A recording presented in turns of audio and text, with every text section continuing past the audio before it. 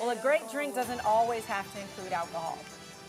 I take issue with that, but he challenged our wine and spirits expert, Haley Hamilton Colgill, to change my mind and create some tasty mocktail recipes that would please all in the crowd. Of course, New Year's is coming up. A lot of people like to break out cocktails, but a lot of people don't drink, or maybe they don't want you. You need designated drivers. You need something for your driver, and you need something if you're not, if you aren't partaking, or you're starting your resolution early or something like that. And I know you would create something amazing. So what do you have for us today? I think so. So kind of starting, and I will say though, even for your non-drinker, put them in a pretty glass. Make sure that they're having kind of that same experience. So the first one is just kind of like a champagne cocktail. Hibiscus flowers, you can find these all over. Hibiscus syrup, hibiscus flowers, with just a little bit of sparkling grape juice. So when you say all over, like at a grocery Central Market, you can find them at actual spirit stores, so like Specs or something like that. I love it. You can find them online. It's a pretty, I've seen these around and have actually gotten several of them for gifts, so they seem to be rather popular right now. Very cool. And I think it's so pretty, especially just with a little sparkling grape juice. You actually, they are the flowers, so you can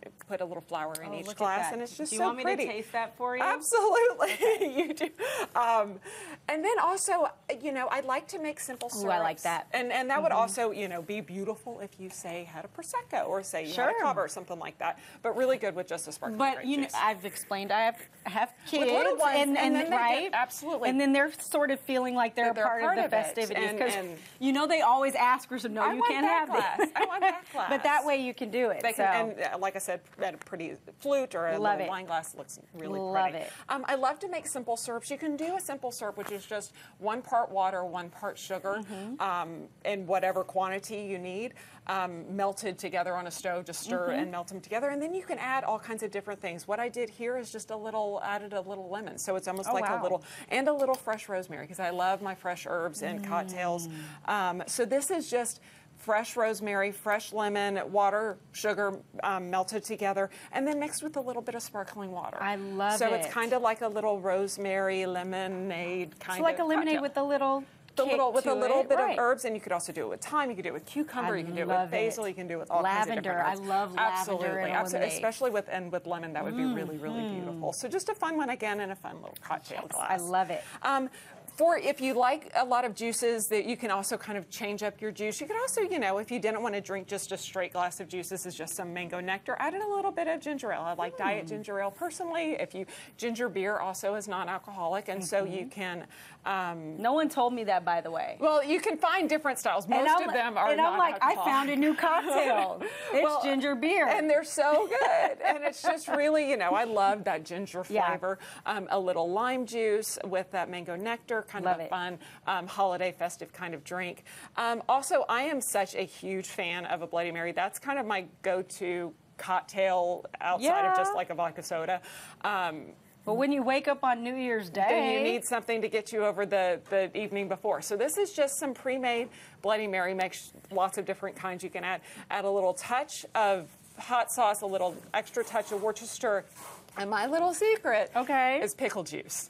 I like it. And there are several different Bloody Mary mixes that have pickle juice out there. I am such a pickle freak that just add a little of that pickle juice from the jar, because everybody's got a jar of pickles in their refrigerator, and it just adds a little something. It's kind of hard to figure out what it is. If it's in the morning, stick a piece of bacon in it too, and we'll have a good one. Okay. And so does it matter what kind of pickle? No, dill. Dill, probably. You don't want sweet. Yeah, you don't want sweet. You want dill pickles. And I like what you've done with these cocktails, because each one of them, you can kind of go both ways. If you need to add absolutely a little something Prosecco, to it. this would be gorgeous with gin. You can do rum. That's totally Caribbean. I want to be on a beach right now, and then obviously vodka in your Bloody Mary. And I have to ask you, when you're talking about New Year's Eve, all these great cocktails and mocktails, what would you put on this table to eat with it? Oh my gosh. Well, it's probably going to be lots of snacks. So lots of charcuterie, lots of, cheese, a little, something like brie with kind of a sweet pepper jam or something like that, or fig jam. You could obviously do shellfish with something like this, just because the lemon and the herbs are going to be great. I think, give me some ceviche right here with that kind of Caribbean style cocktail. And then I say, breakfast. Anything with that, right? Well, and bacon, especially pancakes, bacon. eggs. Exactly. Put some bacon with that. By the way, Bloody I'm coming to your house. Awesome. Here's all right. Come on. For these recipes and more details on the drinks, head over to DallasUncorked.org. All right, we'll be back with more of the broadcast right after this. This is good.